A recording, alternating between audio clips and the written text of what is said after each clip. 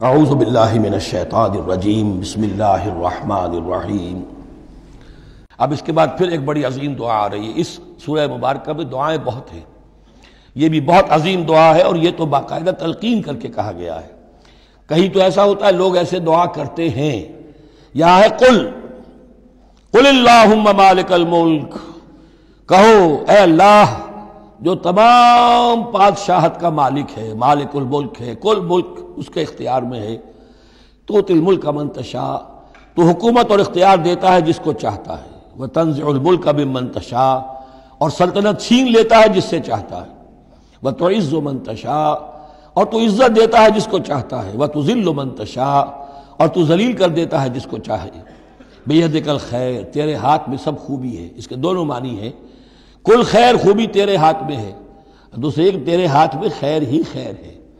بسا اوقات انسان جسے اپنے لیے شر سمجھ بیٹھتا ہے وہ بھی اس کے لیے خیر ہوتا ہے۔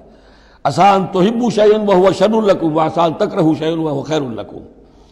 انک علی کل شیء قدیر، یقیناً تو ہر چیز پر قادر ہے۔ تولج اللیل فی النہار، تو رات کو لے آتا ہے دن میں پرو کر، وتولج النہار فی اللیل، اور پھر دن کو نکال لاتا ہے رات میں سے پرو کر، وتخرج الحی من المیت،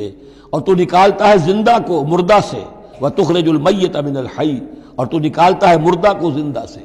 اس کی بہترین مثال مرغی اور انڈا۔ مرغی میں جان نہیں ہے لیکن اسی میں سے چوزہ برآمد ہوتا ہے، زندہ ہے، اور وہ مرغی جو ہے وہی انڈا دے رہی ہے، تو گویا کہ اللہ تعالیٰ کے ہاں وہ چیز چل رہی ہے، تخرج الحی من المیت وتخرج المیت من الحی، وترزق من تشاء بغیر حساب، اور تو دیتا ہے جس کو چاہتا ہے بے حد و حساب۔ لا يتخذ المؤمنون الکافرین اولیاء من دون المؤمنین، اہل ایمان نہ بنائیں اپنے دوست کافروں کو،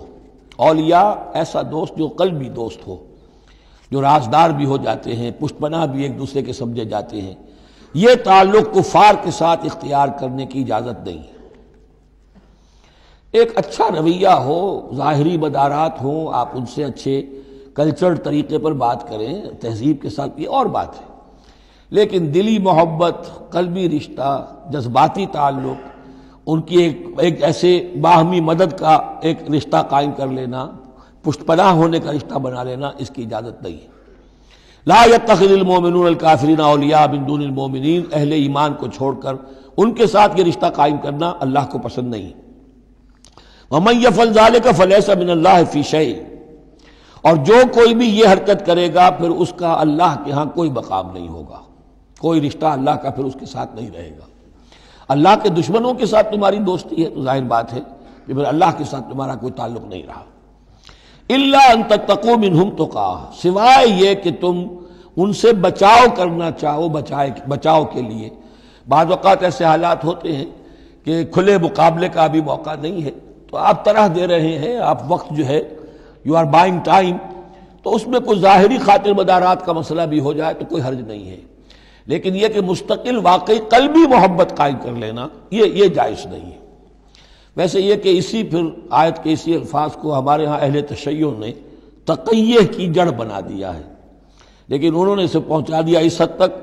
کہ جھوٹ بھی بولو، اپنے عقائد بھی چھپا لو، اور اس کے لیے دلیل یہاں سے لاتے ہیں،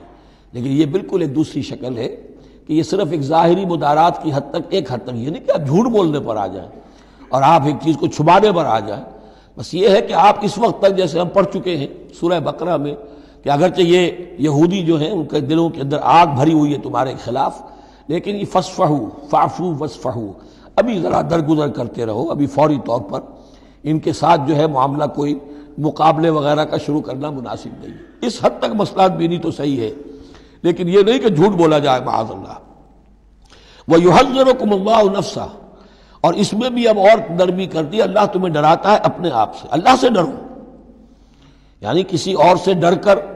خواہ صرف خاطر مدارات کر لینا بھی صحیح نہیں ہے، لیکن یہ کہ بہرحال ضرورت ہے، کسی وقت مصلحت ہے تو کرو،